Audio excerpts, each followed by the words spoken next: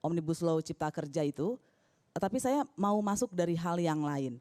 Saya mau masuk dari pernyataan Pak Doni Monardo pada awal Agustus 2019 yang mengatakan 99% kebakaran hutan dan lahan itu akibat ulah manusia dan 80% di kebun.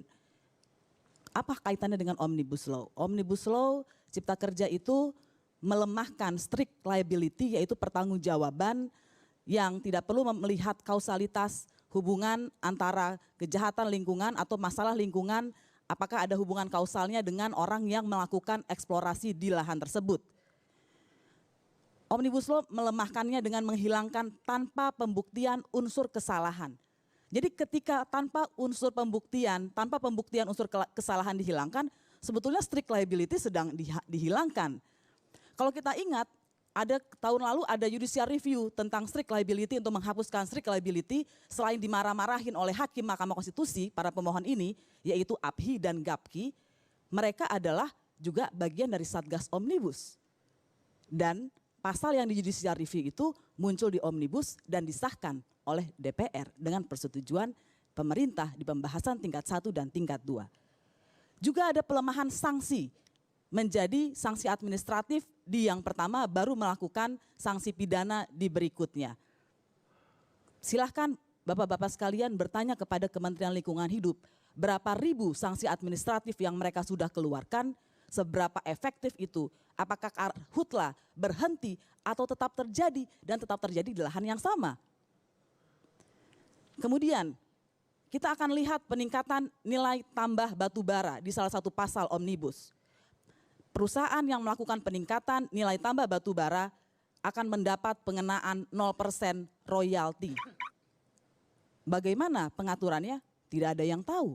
Bahkan DPR dan pemerintah juga tidak tahu. Kenapa? Karena akan diatur dengan peraturan pemerintah. Peraturan pemerintahnya belum ada. Peraturan pemerintahnya bisa berganti-ganti. Apakah ini adalah sebuah kepastian hukum? Pasti tidak. Begitu. Jadi ini saja sudah membantah alasan bahwa Omnibus Law itu untuk menghilangkan hiperregulasi. Kalau saya mau mensitir data Pusat Studi Hukum dan Kebijakan yang sangat luar biasa tentang hiperregulasi, betul ada hiperregulasi di Indonesia. Tetapi data PSHK 2014 hingga November 2019, kita masih ingat siapa yang menjabat sebagai presiden pada saat itu, karena saya tiba-tiba ketika mendapat undangan dari teman-teman di TV One ILC merasa kaget, oh baru 1 tahun ya, kok perasaannya sudah lama banget ya, sudah banyak sekali yang terjadi. Gitu. Tapi saya juga ingat, oh mungkin lama karena ini sebetulnya tahun ke-6, bukan tahun ke-1. Dan konsolidasi politik tentu sangat berbeda di tahun pertama dan di tahun ke-6. Tapi kembali ke data PSHK, Undang-Undang 131, Peraturan Pemerintah 526, Peraturan Presiden 839, Peraturan Menteri 8648. Siapa kepala pemerintahan yang bisa membuat PP? Presiden. Siapa yang membuat peraturan presiden? Presiden. Siapa pemimpinnya, bosnya menteri yang membuat peraturan menteri 8648? Presiden.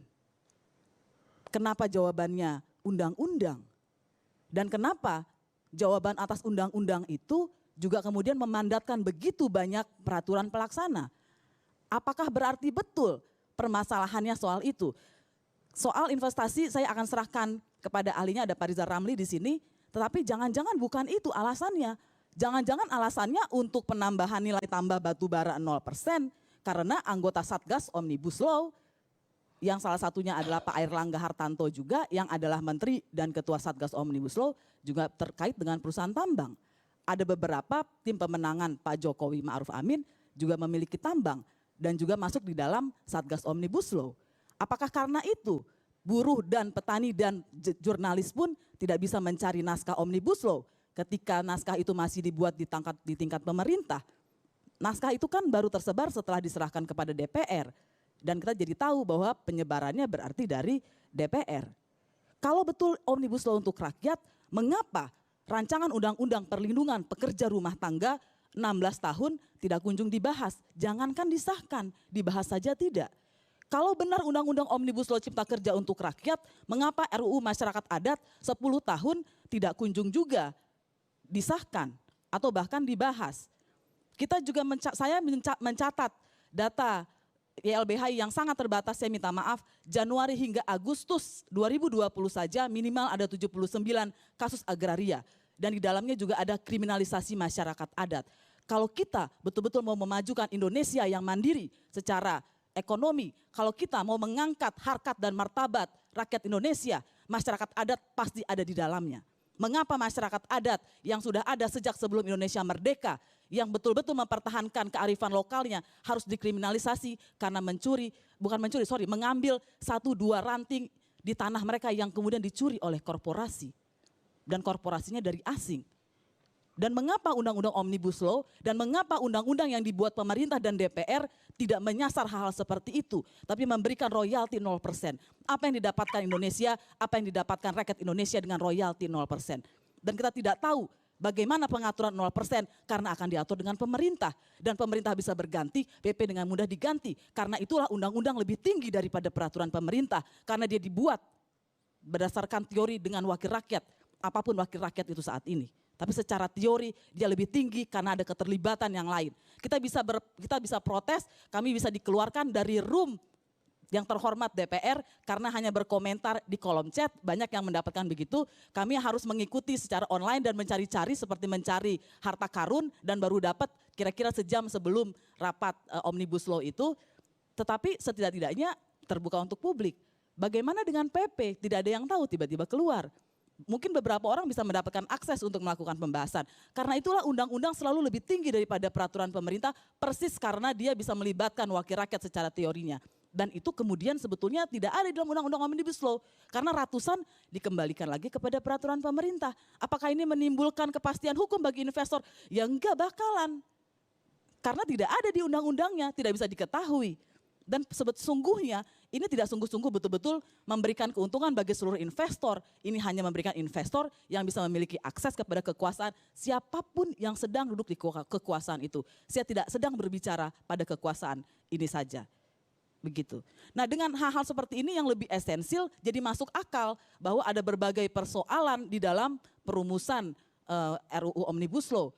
Saya banyak sekali mendengar kami di Fraksi Rakyat Indonesia dan di Koalisi Masyarakat Sipil mendata setidak-tidaknya ada 16 persoalan di proses pembentukan. Dan saya sering sekali mendengar alasan begini, kalian orang hukum ini prosedur formil banget ya, itu kan cuma bukan substansi. Coba bayangkan saya akan membuat sebuah dapur di sini dan bapak-bapak yang terhormat, ibu-ibu yang terhormat tidak bisa melihat makanan bagaimana cara mengolahnya. Dan di tengah COVID seperti sekarang tidak ada yang menjamin bahwa saya tidak memasukkan sesuatu zat-zat yang bisa menimbulkan di piringnya misalnya. Dan bagaimana kalau itu diludahin? Bagaimana kalau keringat saya karena dapur pasti panas jatuh. Dan kemudian saya sajikan kepada semua orang di ruangan ini sebuah mie goreng yang sangat lezat. Tetapi di dalamnya sudah ada ludah dan keringat saya. Apakah Bapak Ibu yang terhormat mau memakannya? Pasti tidak. Itulah sebetulnya yang diatur dalam prosedur formil perundang-undangan untuk mencegah abuse of power di situ. Dan sebetulnya ada banyak persoalan pelanggaran-pelanggaran HAM, ada pelanggaran HAM yang berat, yang setidaknya belasan kasus yang tidak juga kunjung diselesaikan, padahal Pak Jokowi yang terhormat memasukkan itu di nawacita. Dan karena nawacita itulah banyak orang memilih beliau. Tetapi hingga 6 tahun ini tidak kunjung juga diselesaikan. Papua terus mengalami pengiriman militer dalam jumlah besar.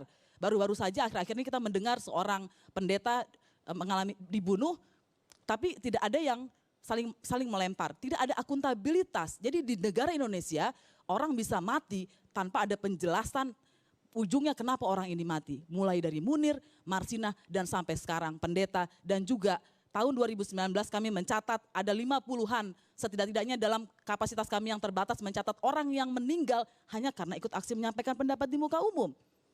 Dan 6.128 secara keseluruhan mengalami pelanggaran saat aksi. Bagaimana data 2020? Polri sendiri mengatakan ada 5.190 peserta aksi ditangkap. Yang tidak dikatakan adalah ada 28 jurnalis mengalami kekerasan.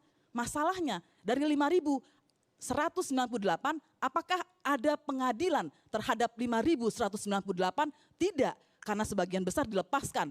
Hanya sekitar 30-an atau puluhan orang diajukan ke pengadilan. Orang Indonesia mungkin akan mengatakan, alhamdulillah syukurlah puji Tuhan itu tidak masuk ke pengadilan. Tapi untuk negara hukum sebetulnya berarti orang ditangkap tanpa alat bukti yang cukup, 2 alat bukti yang cukup seperti yang dinyatakan oleh putusan MK. Dan karena itu tidak ada kasus yang berlanjut, itu adalah abuse of power. Dan penangkapan itu tidak hanya terjadi ketika aksi, tapi sebelum aksi. Orang bisa ditangkap sebelum aksi, begitu ya. Dan ada juga banyak sekali orang mengalami kekerasan setelah ditangkap. Jadi kekerasan itu bukan untuk menangkap dia, tapi setelah itu diangkat.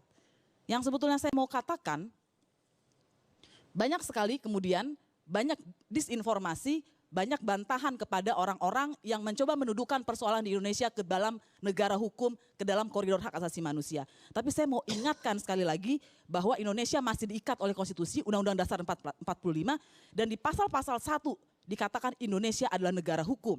Dan Undang-Undang Dasar 1945 sebetulnya mengatakan negara hukum itu dilawankan dengan negara kekuasaan. Kita adalah Rekstad, bukan oleh Makstat. Jadi bukan saja makanan yang enak itu sudah tercemar dengan ludah dan keringat saya kalau tidak melalui sebuah prosedur formil, tetapi sesungguhnya ketika negara atau pemerintah tidak mau lagi mengikuti Rekstad, tidak lagi melakukan rule of law, tapi rule by law, regulasi untuk mengatur kekuasaan, jangan-jangan kita sudah ada di Makstat, negara kekuasaan. Terima kasih. Terima kasih, Aspinawati. Sekarang Pak Jody Plate.